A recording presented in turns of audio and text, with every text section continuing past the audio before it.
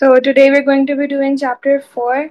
Now this is going to be a really lengthy chapter and it has a lot of information. Even myself, it took me a long time to understand this. So hopefully I can explain it well. Firstly, we have fluid mosaic model.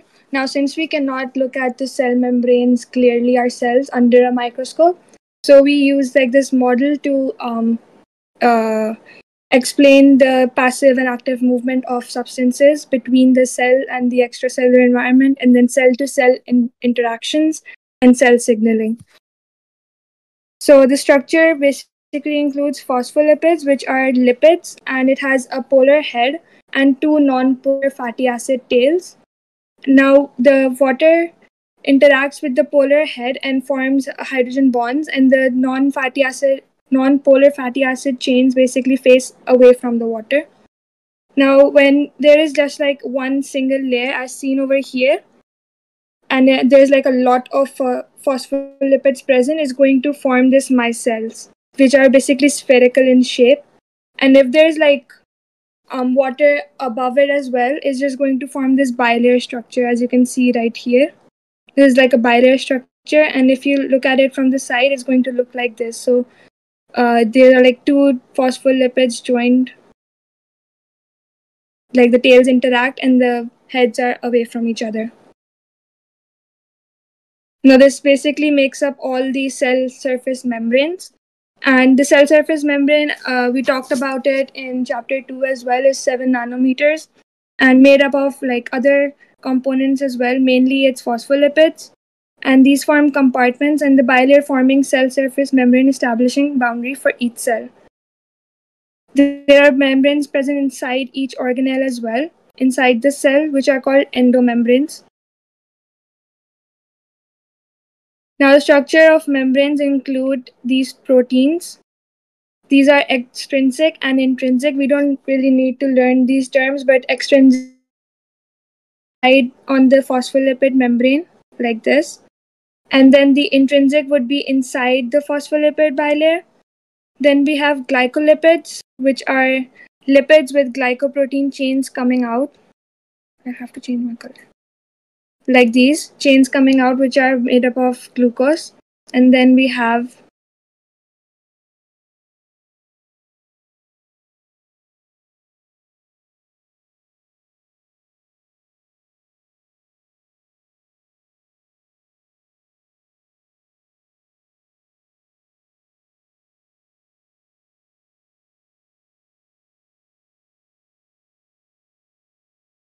structure that you guys are asked to draw in the exam, basically when to explain it. So I'll just show you that. One sec.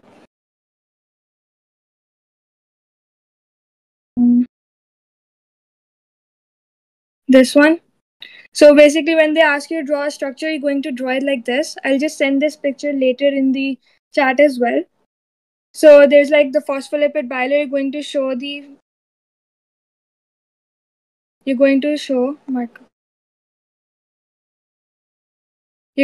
this phospholipid bilayer first, and then you're going to show the glycolipids present, glycoproteins, and then intrinsic and extrinsic proteins, and also cholesterol like this. You can show the phospholipids in like straight chains as well, like this. It's not necessary to make it like curly. And these are like 5 points present here, so you make sure to like mention these 5 points in there. Now let's look at each of its functions. So the phospholipids basically form a bilayer, as I told you. Then we have cholesterol, which helps to regulate membrane fluidity, and these are present in between the phospholipid molecules. But these are not also present in like prokaryotes. Then we have glycolipids, which are basically lipids with carbon attached, and the chains that are coming outside are basically made up of carbohydrates, which form the hydrogen bonds with the extracellular environment to stabilize the membrane. And glycoproteins are basically proteins with carbohydrate chains attached, and these proteins are basically protruding out of the cell surface membrane. And it has the same function. It basically forms hydrogen bonds with the water to stabilize the cell membrane. Then we have proteins. Proteins are basically for the purpose of transferring movement of large polar molecules which are not water soluble, and it takes part in active transport and then also facilitated diffusion. We're going to discuss that later.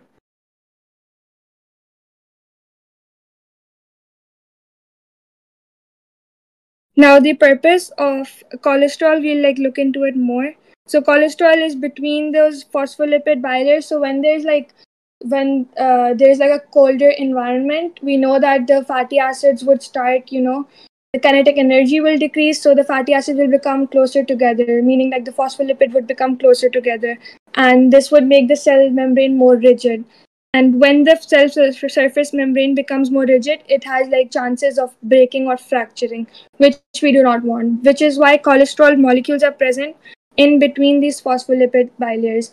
So if there's this cholesterol present in between and the temperature drops, is going to basically repel these phospholipids apart so that it stays permeable and stays fluid as well. Then glycolipids and glycoproteins, basically these are cell signaling, it used in cell signaling, and then endocytosis, cell adhesion and stabilization. Cell signaling we'll discuss later, and then endocytosis and endocytosis, they have these receptors present to which these pathogens can even bind on and get inside the cell. It also acts as cell markers or antigens for cell to cell recognition as well. Proteins include channel proteins and carrier proteins. Channel proteins are used in facilitated diffusion only, and then carrier proteins are used in facilitated and active transport as well. Cell signaling we'll discuss at the end. Now we have the movement of molecules out of and into the cells. So first we have diffusion, which is basically the net movement of molecules from a region of higher concentration to a region of lower concentration.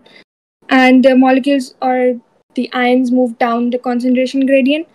And diffusion basically happens across the cell membrane. So whatever molecule normally just passes through the cell membrane, that's called diffusion, and it's down the concentration gradient. So there are some factors which affect the rate, and this is the steepness of concentration gradient, which means that if there's outside the cell there are a lot of water molecules present, or you could say glucose molecules present, they can easily pass through the cell surface membrane and inside the cell, as it would have a less glucose concentration, right? So if there's a high concentration, the glucose molecules will move down much more quickly, and the diffusion rate would be faster. Then temperature increases the kinetic energy of the molecule, so then molecules would have a higher energy and they would move much faster.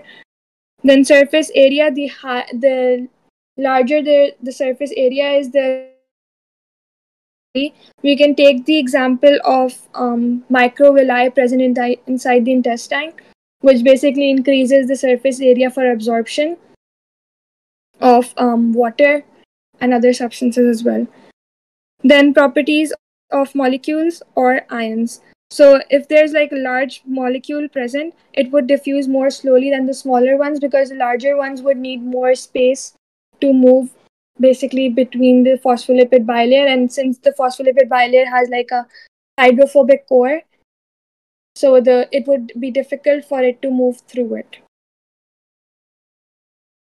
Next we have facilitated diffusion, which is basically it transfers large polar molecules such as glucose and amino acids, and also at times it would, if there's a lot of water needed to be transferred, some water can also go through it, because we all know that water is also a polar molecule. And then ions such as sodium ions and chloride ions are also transported easily from these protein channels present through basically using facilitated diffusion. Facilitated diffusion will use both channel proteins and carrier proteins. Remember this is the major difference between facilitated diffusion and active transport. And these are basically highly specific. So if there's like sodium that needs to be transported, it will have like a separate channel present inside the cell surface membrane as compared to so if there's like sodium needed to be passed down, there will be a separate channel, and then if chloride ions need to be passed down, it would have another channel present. These have like hydrophobic layers. I will show you. Wait. This part of the protein is hydrophobic, and this part is also hydrophobic, as we know that the phospholipid bilayer has a hydrophobic core. So these two form interactions, which also stabilizes the membrane. But this is hydrophilic part of the. I'll make it another color. This part of the channel protein is hydrophilic, so it also has water present, which makes polar ions transfer easily inside the membrane. Then we have carrier proteins. These are basically proteins which can also change shape. So in case of facilitated diffusion, you won't require energy to change its shape because it's basically open to the high concentration area, and the molecule will just go inside and then easily like just go down the concentration gradient. So we won't need ATP, which is a form of energy, to change the protein's shape.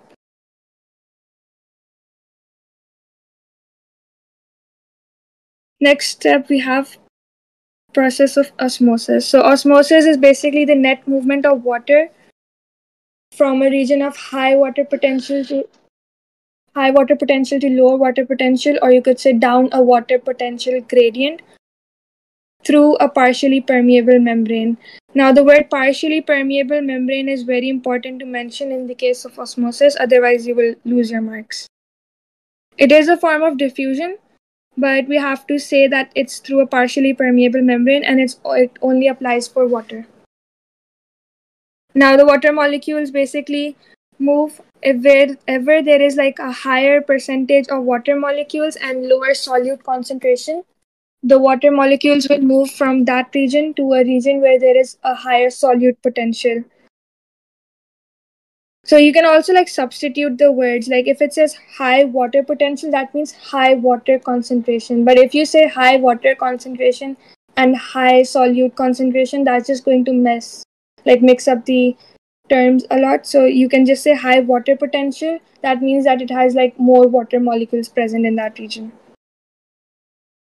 As you can see, there is like less solutes present over here and more water. So the water will move from here, from this region right to left, because there is less water molecules present and more solute present. So the water will move from right to left in this case. And there's like a partially permeable membrane, which is represented by a dotted line. Now, water potential will always be negative, and we know that dilute, or you could say distilled water or pure water, has a water potential of 0 kilopascals. And kilopascal is basically the unit used to tell the water potential. And the more negative the value is, we will never have like a positive value. We'll always have a negative value when we're talking about water potential.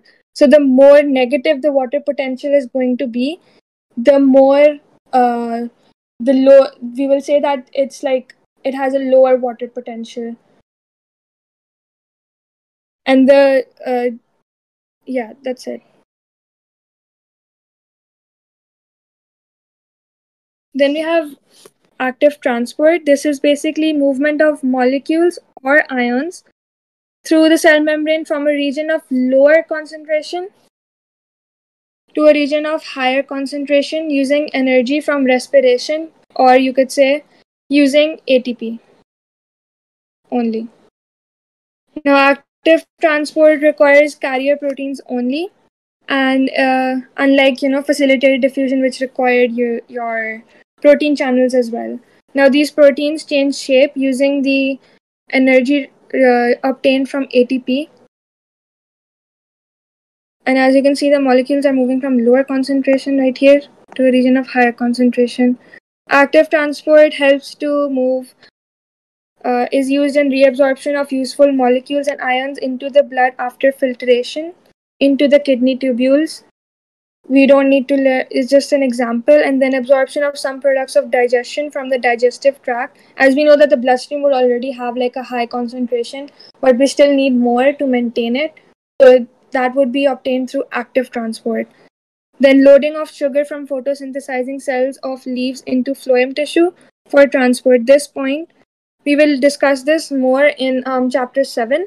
This and the last point as well, loading inorganic ions from soil into root hairs. These are both examples which would be further discussed in chapter 7.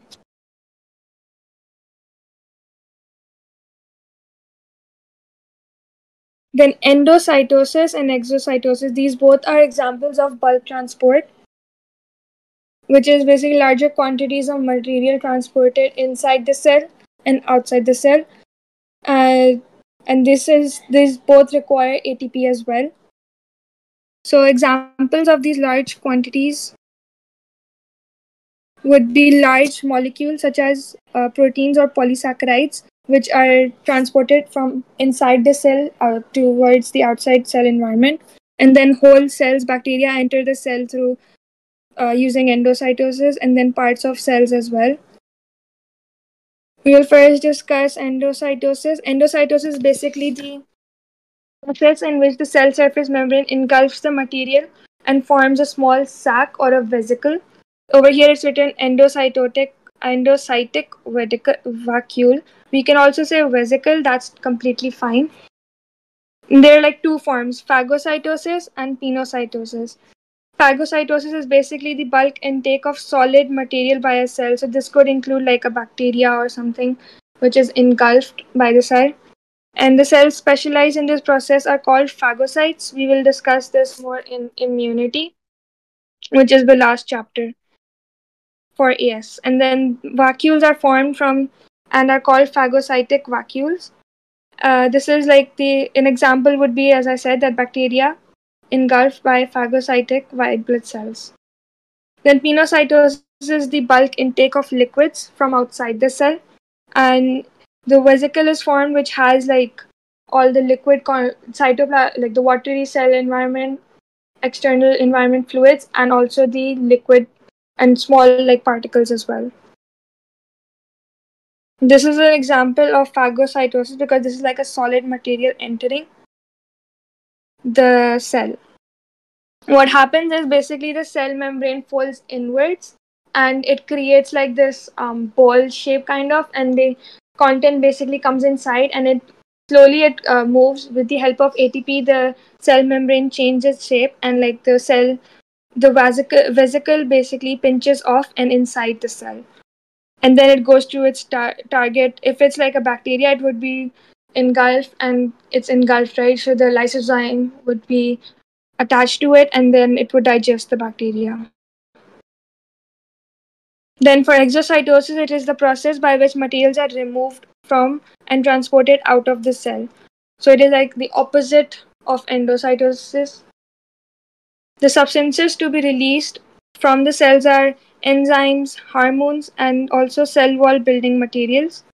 These are packaged into secretory vesicles by your Golgi body. We learned about this in chapter 1.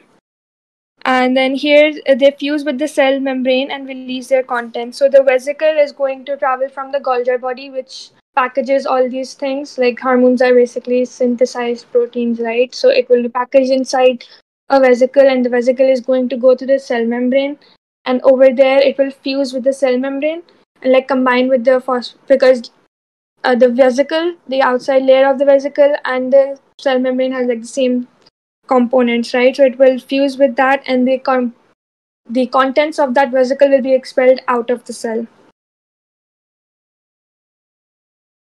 As you can see, the Golgi body releases a secretory vesicle. This is like a case of an enzyme, right? So the vesicle contains enzyme. Now this goes. Where is this? This goes towards the cell surface membrane, and then it fuses with it, and the contents are released outside.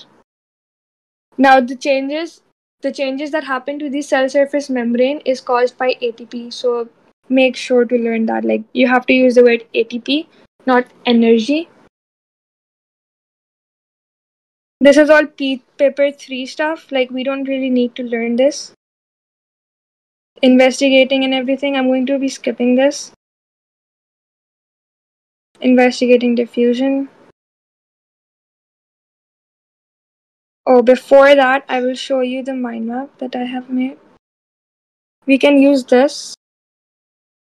I've made this and like it's like a really quick mind map sort of, and this usually also comes inside MCQs as well. They ask you something like this as well. So if the process requires energy, then yes. If it's yes, then it's like an active process, right? So active transport, exocytosis, endocytosis, and its two forms, which are phagocytosis and pinocytosis.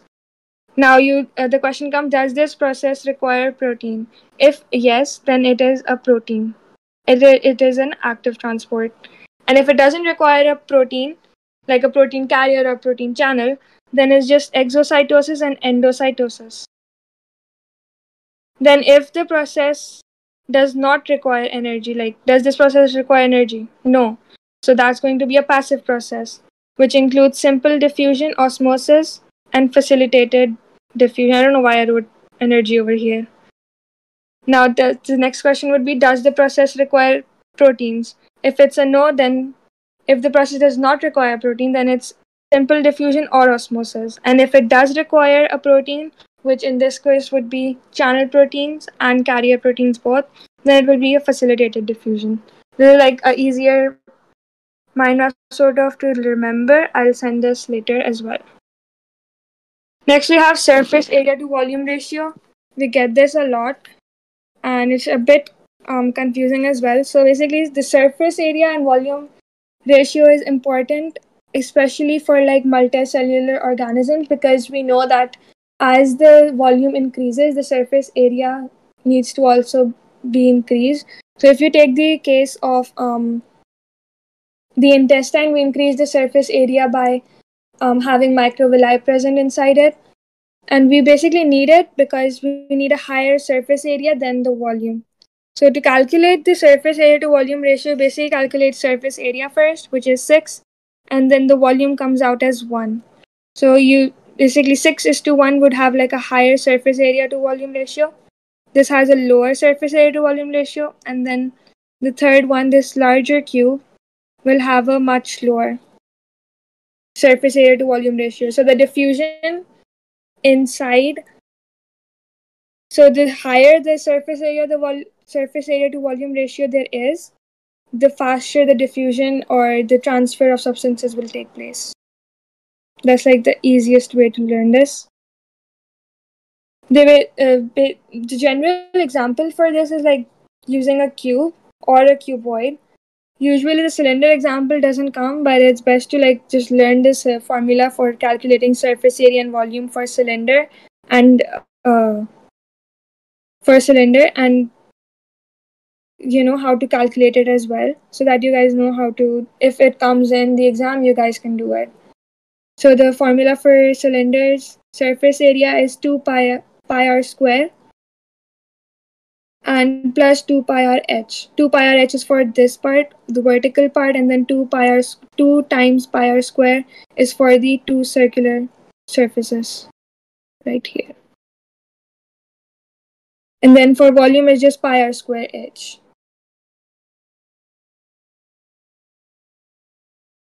Then investigating surface area with agar. This is also paper 3, but basically if there we know the general trend of it, so they just ask you like there's like these multiple blocks present of agar, and they were like stained and put inside water, and they're going to be asking you, they're going to give the dimensions of each cube as well, and they're going to ask you which will decolorize first, or the water will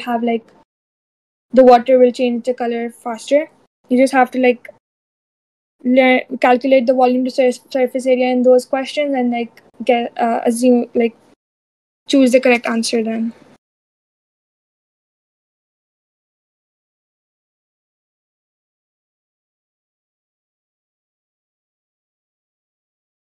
Then this is estimating. This is also paper 3. Paper 3. Then we have to investigate this. So plant cells, investigating plant cells osmosis. So the water moves inside if you put, there's like a vacuole present which has most of the water content in a plant cell, right? So if you put it inside pure water solution, the water will move inside the cells, because from a region of higher water potential to a region of lower water potential. And the vacuole basically contains a lower water potential because it has water and other assimilates as well, which the cell forms.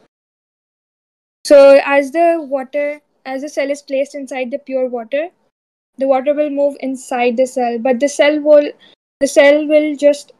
will expand and the cell wall will become turgid. Like, it would just expand in size just a little bit, and it will resist. It will also provide like pressure, which and making it turgid. And if you put it inside a more like in a solution which has like less water potential, the water from inside the cell will move outside the cell, and that would cause the cell protoplast to shrink. Now, the protoplast includes basically includes everything inside the cell. So the cell surface membrane and the vacuole and its nucleus, everything will just like come inside. And once like it will start to decrease, this is like plasmolysis, when the cell surface membrane detaches from the cell wall. This is called plasmolysis. And then when it's fully plasmolysed, the cell membrane would just be inside the cell wall. The cell wall will just stay the same. So this causes wilting inside a plant, as the cell wall is supposed to be giving it the structure and everything. Then investigating osmosis in animal cells. Now the animal cells just have like a normal cell membrane present, right? So it does not provide like structure to the cell. So once you put it inside like a dilute in a solution of high water potential, the water is just going to move inside. Okay, let's see this. Now, hypertonic basically means that the cell has cell has a higher water potential and the outer environment of the cell has a lower water potential. So the water moves outside the cell and the cell starts to shrink in size, and this causes the cell to become uh, shriveled, as you can see right here, and the water just moves outside. So the cells basically lose their shape as well. Then if there's like an isotonic solution, you guys need to learn these terms as well. So if there's like an isotonic solution, then the water potential outside the cell and water potential inside the cell is the same. So the net movement of water from inside the cell and the water coming outside the cell would be the same. So there would be no change in the structure of the cells and the cell will remain normal. Then in hypotonic solution, we will have a higher water potential outside the cell and lower water potential inside the cell. So the water will move inside the red blood cells, okay? And this will cause the cell to expand in size because the water potential is increasing and there's like a lot of turgor pressure, you could say. And the cell just bursts because there is no resistance to this. Like, the cell wall basically provides strength to the structure, but in this case there is no cell wall present, so the cell just bursts or lyses, you could say.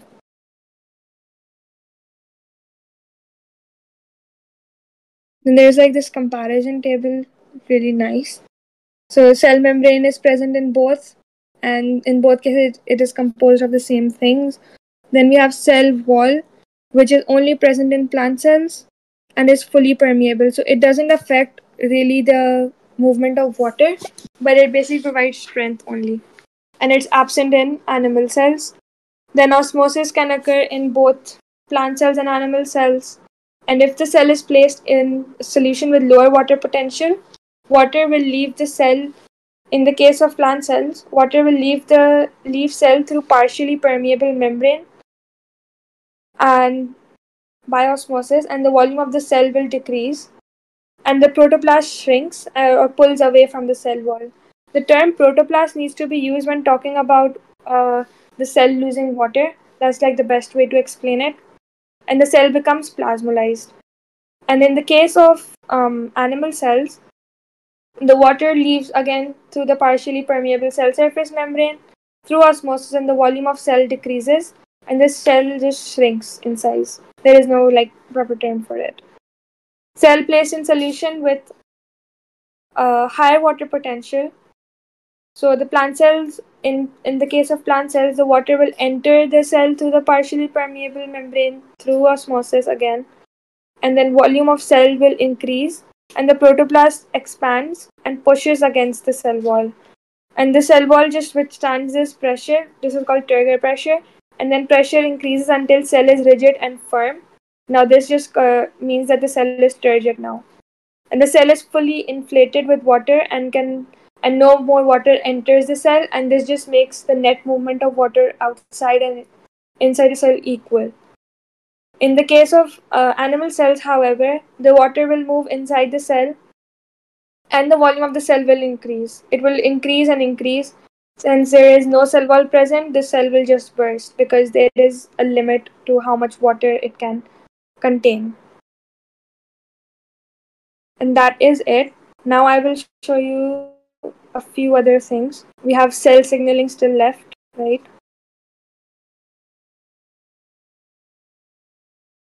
Okay. First, we will look at endomembranes. This is basically a summarized form of you could say that there's chapter one content as well. So this is endomembranes, which are basically membranes which encloses a structure within a cell. I'll first. Okay, so endomembranes are basically the membrane which encloses structures within a cell, and for this even there's like a mind map. So if there are no pores present, and it has a single membrane, so it will transport enzymes. And what transports enzyme? It's the Golgi vesicle. And an example would be lysosomes, which is like a very important example. And then if it's single, there is no pores present and a single membrane, it does lipid synthesis, then it's SER, or you could say smooth endoplasmic reticulum. Now enclosure structure within a cell possesses pores, allows exit of mRNA, this is the nucleus, and then possesses pores and and does protein synthesis. That's the rough endoplasmic reticulum, which has ribosomes present as well. We left this part. So basically, if there's no pores present and a double membrane, it allows oxygen to enter. That's the mitochondria. And if it allows carbon dioxide to enter, that's the chloroplast. That's basically very simple as well. I'll be sending this as well. Then we have a simplified structure of cell signaling. This. So cell signaling is basically how cells communicate with each other, okay? And for this, the first step is that the we'll take an example of a hormone basically. So the hormone is it travels towards the target cell, and over there on the cell surface membrane, these receptors are present.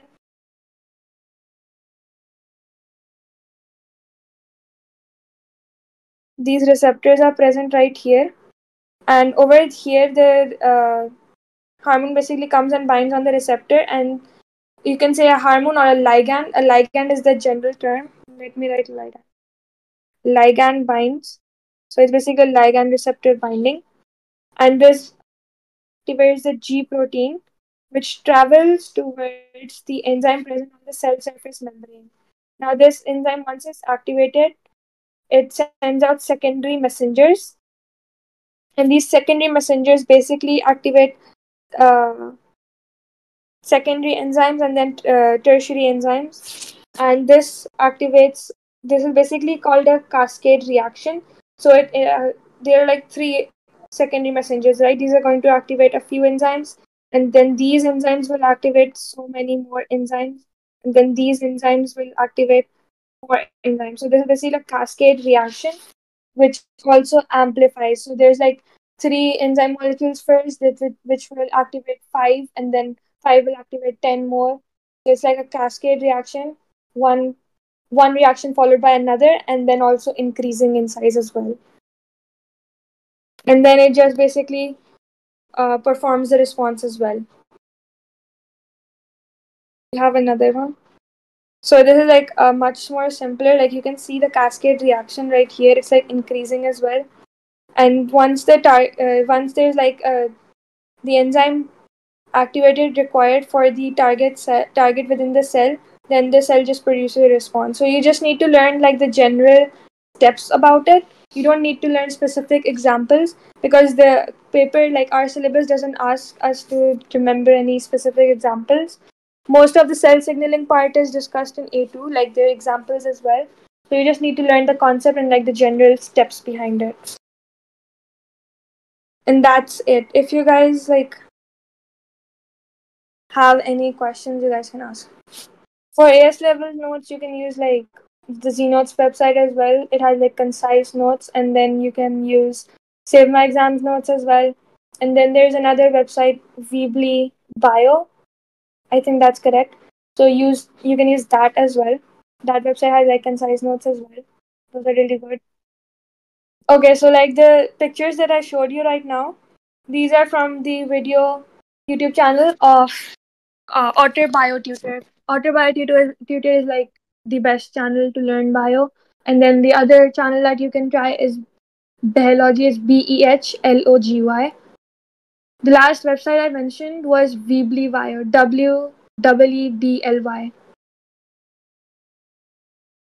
If there isn't any question, then we can end the session.